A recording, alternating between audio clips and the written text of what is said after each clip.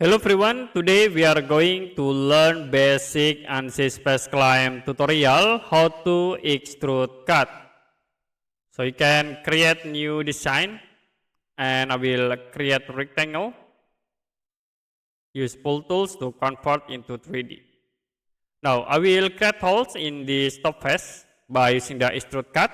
So you can click sketch mode and select the top face. I will create circle.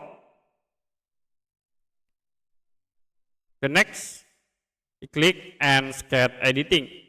Now, if you want to create the extrude cut, you can click the pull tools and then click on the cut option. After it, you can select the face, the circle. You can move to the bottom here to cut the object. Okay, I will create again new sketch in the top here, or you can in this face.